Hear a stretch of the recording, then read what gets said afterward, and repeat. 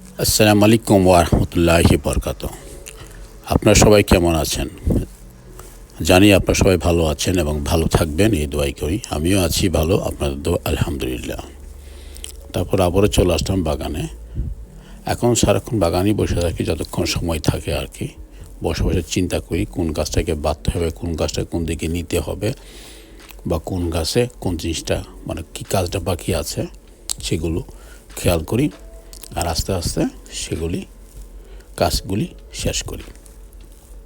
কারণ এখন এগুলো সব ঠিক না করলে পরে ঠিক করা যাবে না। মানে শুরু যদি আপনি সব কিছু ঠিকভাবে করে নেন, পরে আর সমস্যা হবে না। যেমনটি মনে করেন, এখন যদি আমি গাছগুলি না বেঁধে দিই, বড় হওয়ার পর বাদ দেখুন কাজ হবে না। এখন যদি গাছটাকে বেঁধে দিই তাহলে হবে কি, গাছটা যে শক্তি পাবে সেটা আরও দ্রুত বাড়বে এবং ফল ভালো দিবে। এসব দিকে এখন আমার লক্ষ্য। তারপর লাউ গাছগুলি কোন দিক দিয়ে আমি রাখবো, সিম গাছগুলি কোন দিক দিয়ে নেব, এই সমস্ত নিয়ে এখন আমার জল্পনা কল্পনা।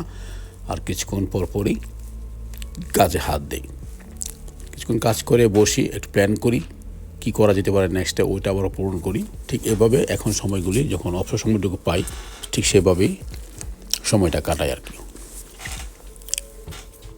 তো এই সময়টা অ্যাকচুয়ালি আমার ভালো কাটে, কারণ গার্ডেনের কাজ করতে করতে ভালোই লাগে। সারাদিন এখানে পড়ে থাকলেও সমস্যা হয় না।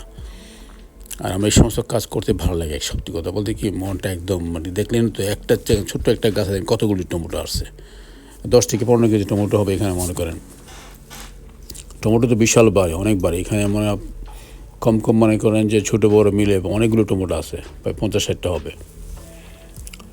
যাই হোক, তা আমি বলবো আর কি, মানে যারা এখনও গার্ডেন করতে চান না বা করেন না, অ্যাকচুয়ালি করেন, এটা কোনো ব্যাপার না, এটা এতটা শ্রম দিতে হয় না।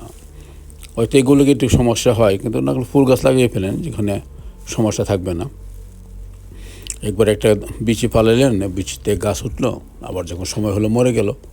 আবার যখন সময় হবে আবার সে বিচির থেকে আবার গাছটা আবার পুনরায় নতুন করে উঠবে, আবার ফুল দিবে। ঠিক এভাবে এগুলিই লাগানোর প্রয়োজন। কিছু একটা করেন, সোজা হিসাব গার্ডেনটা খালি রাখবেন না, সবজি অথবা ফুল গাছ দিয়ে গার্ডেনটা সুন্দর করে গুছিয়ে রাখেন।